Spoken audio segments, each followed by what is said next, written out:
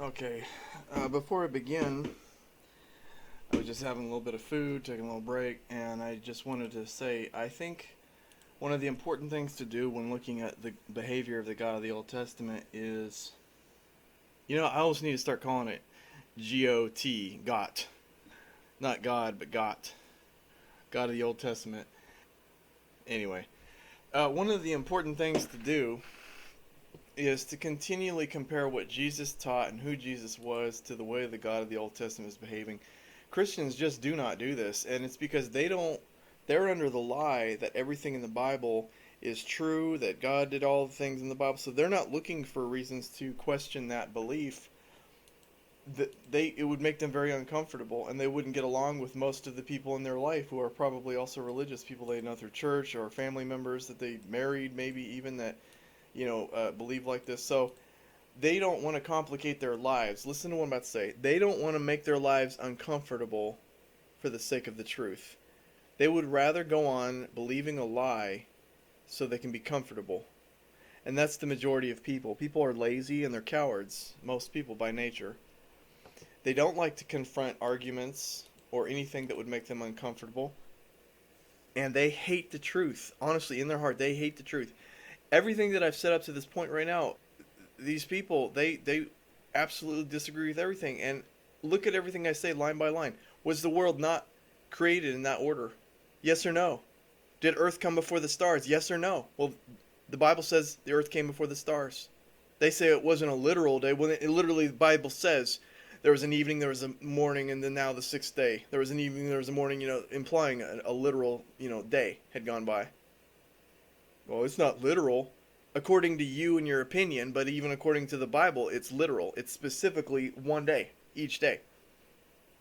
Every point that I've made is just solid. But they do not want to listen to it because they hate the truth. They love the lie. They're comfortable with the lie. And most people, they love comfort. They actually don't think that there is a God or heaven, and all they think is that this life is all there is. I'm convinced that most people who are religious are actually atheists subconsciously, and not just in our time period, for a lot of time periods. A lot of people think that religion was just to make the world a little bit of a better place. No, it wasn't. This is a place where God harvest. It's a harvest. God takes some of the people from this place, some of the beings, the animals, some of the people, to heaven. Okay, this is not where we were meant to be forever. This is just a temporary place, like a waiting room or a mother's womb. It's just a place where we are temporarily, where evil exists. It's not where we were meant to build our home. This is not what it's all about. But a lot of religious people, they live like this is all there is, and so they look for ways to make religious beliefs make them feel better or cater to the way they live. This is why a lot of them don't teach out of Matthew, Mark, or Luke, or John. They don't want to talk about what Jesus said because he literally when he said how hard it is for a rich man to enter heaven. He's not saying that it's impossible. He's saying that that man will have to shrink down. He'd have to give away his wealth, and wealthy people won't do that. He didn't say it's impossible for a rich man. He said it's very hard. It's very unlikely that they're willing to shrink down to the size of the eye of a needle to shut off all that wealth to show that I don't love the world. I want to go to heaven. That's what Jesus told the rich man. Give away all your wealth to the poor and then come and follow me. That's what he said that man needed if he wanted to be in heaven. And he wouldn't do it. He's a perfect example of a lot of Christians throughout history. They call themselves Christians, but they pick and choose. And here's the thing. Jesus is not their Lord. For example, there's a lot of Christians out there that say, well, I don't think there's a hell. Jesus said there's a hell. Is he your Lord or not? Yes or no? Or is he only kind of your Lord? Do you only kind of trust him? Do you only kind of believe some of what he says? He's either your Lord and you defer to him for all judgment in terms of what's going to happen after you die, or he's not your Lord. And quit calling yourself a Christian. Just say you don't believe anything. There's no shame in just saying what you are rather than pretending to be something you're not. Jesus said there's a hell. So anybody who's a Christian that says I don't think there's a hell, they're ignorant fools because they don't have the whole picture. They do not have the God's eye view. Jesus talked about how God is perfectly fair, perfectly just. He said the measure you use will be used against you. There is a hell. It's just kind of like a very stupid know-it-allism. I worked on a mod for a number of years for StarCraft, and StarCraft 2, and one of the things I noticed is even despite the fact of working on it for like 2.5 years, you always have these totally ignorant fools come walk in. They don't even know how to play the thing. They don't know anything about it, but they already are giving out advice on balance issues and how this is OP, this is these are fools. Okay, when a person has no knowledge, no wisdom, no experience, and they think that they're in a position of authority to give lessons on how what's balanced or not like in a game, it just reveals them as a fool. And so when you've got people who have never been to heaven, who don't know anything about what happens after they die, who don't know anything, they're going to be the first ones to say, "Well, I don't think it should be like this, or I don't think it should be like that, or this is it just this is why I defer my judgment to to Jesus and to what he said because I don't know. Okay, there's a lot that I don't know, and I'll admit that I don't know. Okay, the problem with most people, not just religious, atheists are guilty of this too. They can't just say they don't know. What's so wrong in that? You don't know. That's it. And so for the things that you don't know, like what happens after you die, I've deferred all of that to Jesus. Okay? He's my lawyer in the courtroom. He's the person I've trusted. That's it. It's real simple. They really don't want to look into what Jesus taught because it will destroy their belief system. Anytime I find a church that's still teaching out of the Old Testament, I already know that they are lost. I should say most. I mean, I've gone through different times in my life where I read out of these books, and it's not like, when I say lost, I don't mean like they're all going to hell. I mean like they're just confused. They're lost. They're just blind people bumbling around. They don't know what they're doing. And so, I mean, I've been through stages like that in my life. When I was a teenager, coming up, under a Christian home, I went through the whole process. I went through the whole, I believed everything in the Bible, and then I went through the whole agnostic period. I've gone through the whole cycle, all the cycles, and so I understand what religious people feel, and they are afraid to confront arguments or facts that will make them uncomfortable, especially if it will destroy their belief system, and I'm convinced that it's a subconscious thing. If this person, on a subconscious level, knows they could not handle reality, they could not handle the truth. Like the lie is just keeping them alive, and they could not handle the process of being reborn, the pain, the difficulty, they couldn't do it. There's another issue, which is that a lot of people had a lot of relatives who believed lies and were children of lies, and so they cannot bring themselves to think that this person is going to hell, so they will give up the truth for a family member.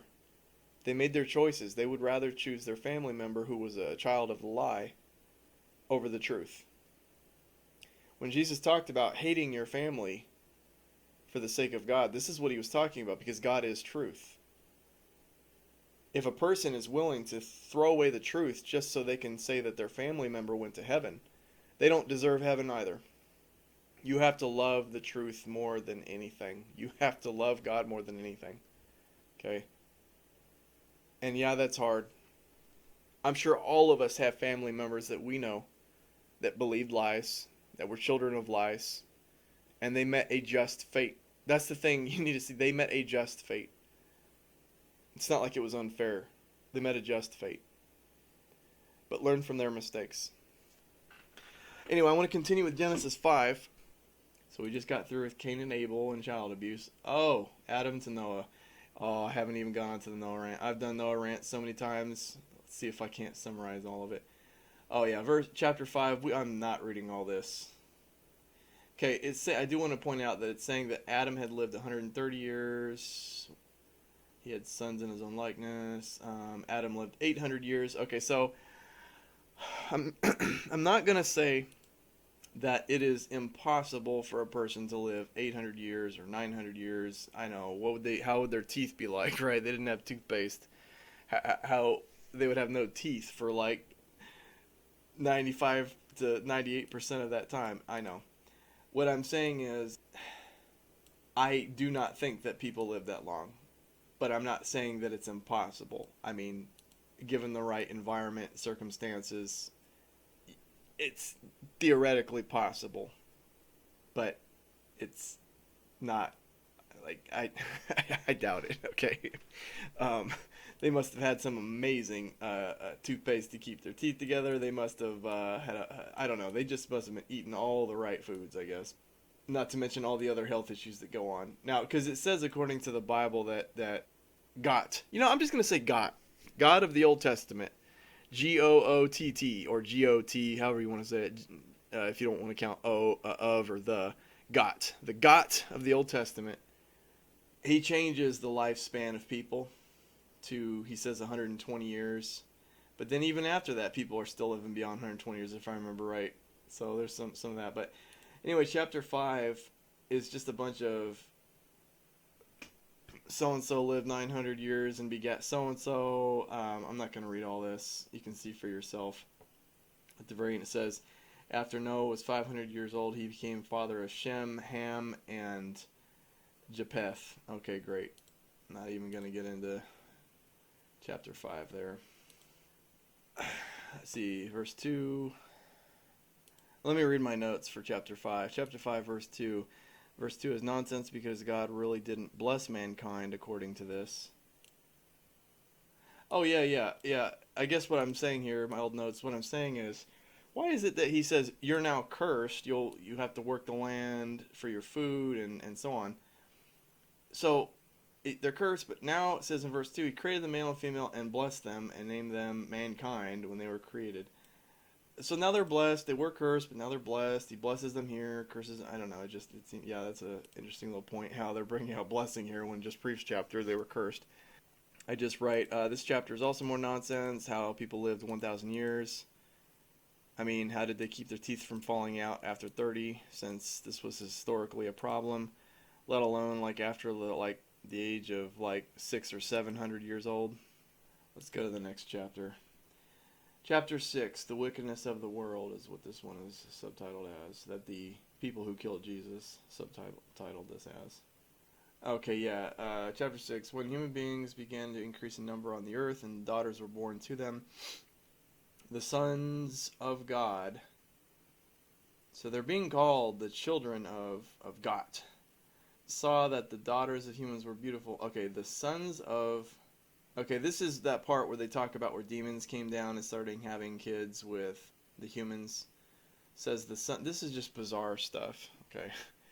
Verse 2. The sons of God saw the daughters of humans were beautiful, and they married any of them they chose. Oh, never mind. No, this wasn't the demons part. This was just talking about the people, the guys, who are being called the sons of God, which is stupid. Because they're not. I thought they were under curse. Anyway, verse 3, Then the Lord said, My spirit will not contend with humans forever, for they are mortal. Their days will be 120 years. So he's basically saying that they can't live past 120 years now. But then, after this point, there are many characters who live past 120 years. So whoever wrote this was a liar. It didn't actually happen the way they said it after he said it. Verse 4, The Nephilim were on the earth in those days, and also afterward, when the sons of God went to the daughters of humans and had children. Okay, I guess the sons of God are being referred to as angels, fallen angels. They were heroes of old, men of renown. Oh, never mind. It says right there they were heroes of old, men of renown. Okay. Well, at least they clarified that. Verse 5, The Lord Satan saw how great the wickedness of the human race had become. The people that he made on earth, and every inclination of the thoughts of the human heart was only evil all the time. Wow, and the humans were made in his image. And it says that every inclination of the thoughts of the human that was made in his image was only evil all the time. Verse 6, the Lord Satan regretted that he had made human beings because he was not all-knowing, didn't know the future, didn't know he would regret it. Regret is a thing that happens for a limited being that does not know the outcome. Otherwise, you would not have done it. Or you would not have regretted because you would have known the outcome and been okay with it. But when it says in verse 6 that the Lord Satan regretted that he made human beings on the earth, and his heart was deeply troubled. So the Lord Satan said, I will wipe out, he will kill, he will murder all of the face of the earth, the human race I have created. Again, he couldn't see ahead to know that he messed up. Now he's got to kill everything. And with them the animals, the birds, and the creatures that move along the ground, for I regret that I have made them. So it's also the birds' fault, the squirrels' fault, that little baby seal, all them, that's their fault too. Okay? Because the humans were thinking evil things all the time. You got to punish the animals too, because that's what a I'm being sarcastic. That's what a fair person does, right? No, an unjust being punishes everybody for one person's mistake. It says, "For I regret that I have made them." Yeah, more regret. Well, if you were all knowing, God, then you would have known that you should have made them differently. Verse 8, "But Noah found favor in the eyes of the Lord Satan." Verse 9, "This is the account of Noah and his family." Okay, this right here contradicts with what it says. Noah was a righteous man, blameless among the people of his time, and he walked faithfully with God. Jesus said, "None are good." When he said, good teacher, what do I have to do to inherit eternal life?" And he said, "Why do you call me good? There's only one that's good, and that's God." Jesus said that only God is good. His disciples also said that we're all sinners, that no one is good. But here we have the writers of the Old Testament, which were the Pharisees and so on, that killed Jesus, saying that Noah was a righteous man, that Noah was a good man. No, he was not a good man, and we even see that later on in the story, some of the stuff that he does. He was not a righteous man, okay? But the Old Testament lies, again, blameless among the people of his time. Well, that actually, I guess, would be easy, right? If the people of his time are terrible, then yeah, he would be blameless. And he walked faithfully with God, with the Lord Satan. Noah had 3 sons, Shem, Ham, and Japheth. Verse 11, "Now the earth was corrupt in God's sight and was full of violence." That's important. I'm pausing on that because it says corrupt in Satan's sight, meaning it didn't necessarily had to look corrupt in maybe from a human's perspective, but from his perspective, it was corrupt.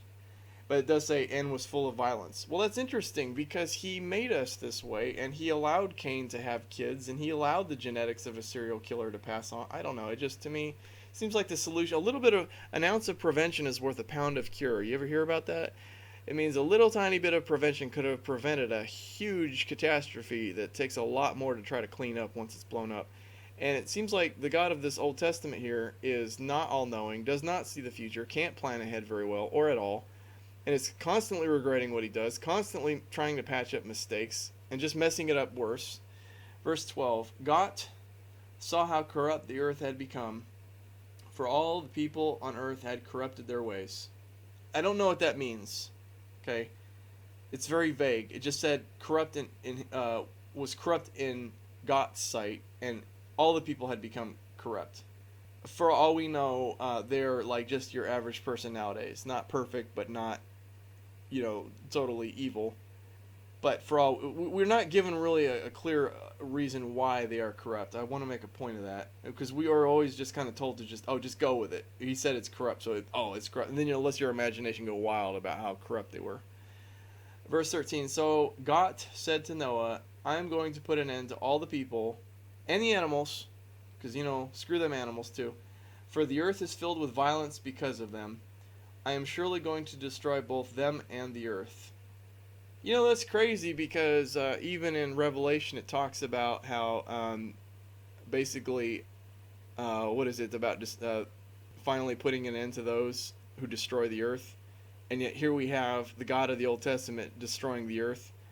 Verse 14, "So make yourself an ark of cypress wood, which make rooms in it and coat it with pitch inside of it. This is how you are to build." This is royal because this is not a possible thing, meaning if you were to follow his instructions, you could not do this. "The ark is to be 300 cubits long, which is about 450 feet. And someone once argued and said, what if Genesis was written by Moses, which it wasn't, by the way, because even Genesis writes about his death and the things that happened after his death, so Moses obviously did not write about his own death and the things that happened after his death. They said, but if it was Moses, then it would have been 500 something. Anyway, ships like this were never able to have been built with just wood. I just need to, I'll get to that in a second. Verse 16, make a roof for it, leaving below the roof an opening 1 cubit high all around. Put a door on the side of the ark and make lower, middle, and upper decks. I'm going to bring flood water on the earth to destroy all life under the heavens, every creature that has breath of life in it. It's just messed up. Those little birds, those little baby birds, those puppies, those rabbits, those squirrels, screw all them. We're gonna drown every one of them. We're gonna put water in their lungs so they painfully die, because screw those rabbits and screw those squirrels. Evil world. You see, this is ridiculous. Why he wouldn't just send a plague too? A plague is way more efficient. You just tell Noah, just hang out in this cave for about a month. All the humans are gonna die. We do a plague. It doesn't affect animals, doesn't affect the earth. Just a plague, real simple. But I guess they didn't understand how plague worked, how germs and all that worked back then. So it was maybe very magical to them. So a plague would have been way more efficient. But here we are taking a very less efficient route by creating more water than there is on the world, meaning a worldwide flood could not have ever happened. There is not enough water on the world, so that would have had to be another ridiculous miracle. I won't even call it miracle, because it's not. Just another ridiculous breaking of the laws of physics to accomplish something that a plague, which did not require breaking of the laws of physics, would have done a much better job of. Anyways, giving instructions on how to build it, roof, decks. I'm sure a garden. He loves them gardens. There was probably a garden somewhere in there, and a tree that was poisonous. And told all the animals not to eat from the tree, and that's where the unicorn went. The unicorn did not obey. The unicorn ate from that tree. Verse 17, I'm going to bring floodwaters on the earth to destroy all the life on it, blah, blah, blah, kill everything. Verse 18, but I will establish my promise, aka covenant, with you, and you will enter the ark, you and your sons and wife, and your sons' wives with you. You are to bring into the ark 2 of every living creature, because, incest is going to get real big after this boat trip, let me tell you. Only 2 of all living creatures, male and female, to keep them alive with you. Again, a plague would have done a much better job of this if that was his goal, to keep them alive. And why?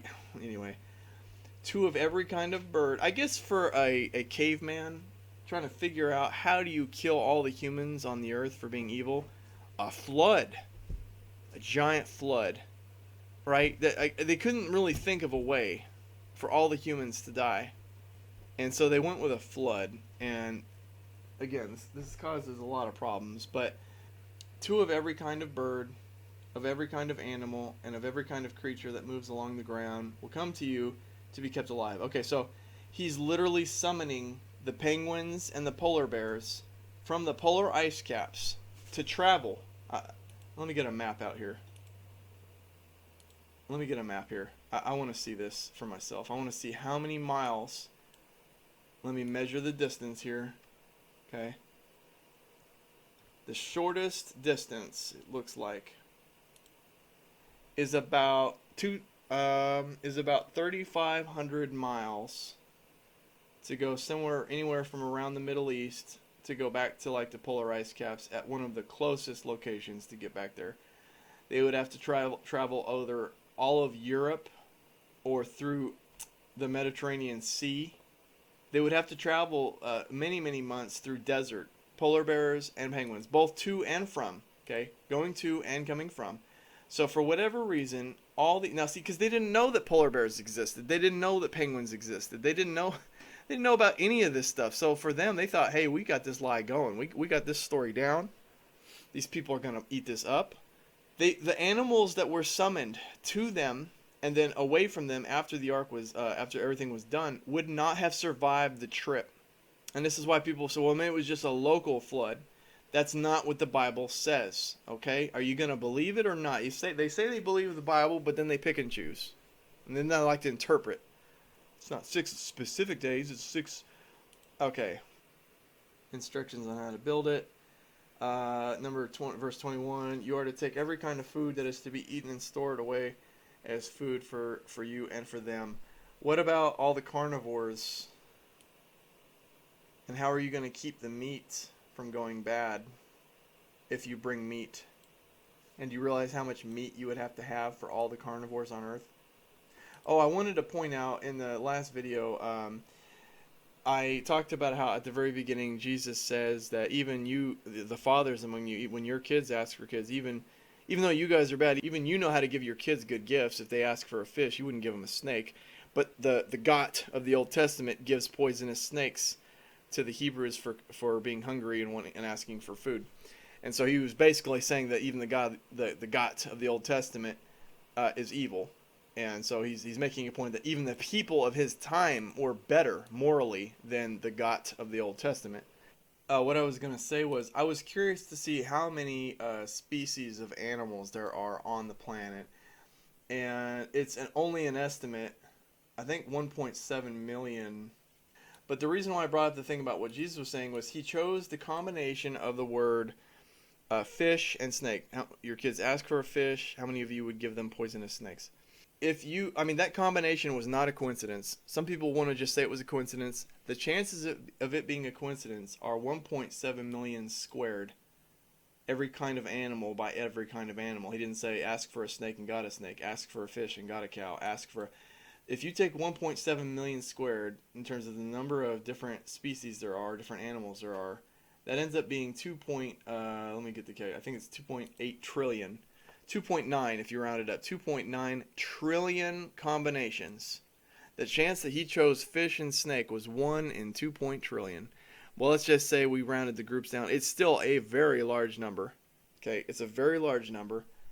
It was not a coincidence that he listed those two animals. He was making a reference to the God of the Old Testament.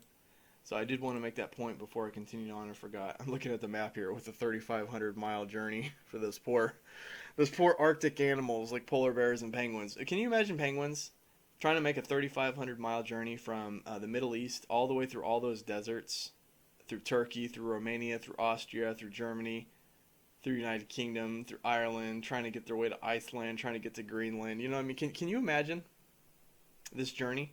And that's assuming they went the right direction.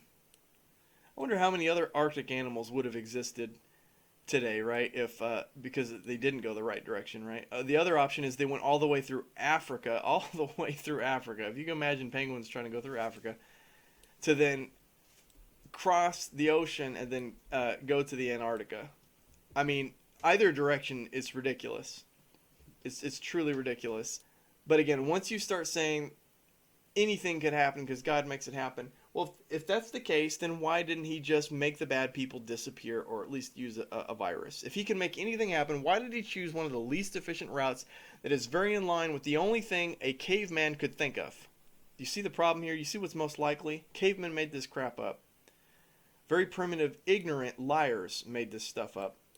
And now we have people in 2022 who still hold to it. Anyway, I haven't even begun with those. Let's see here.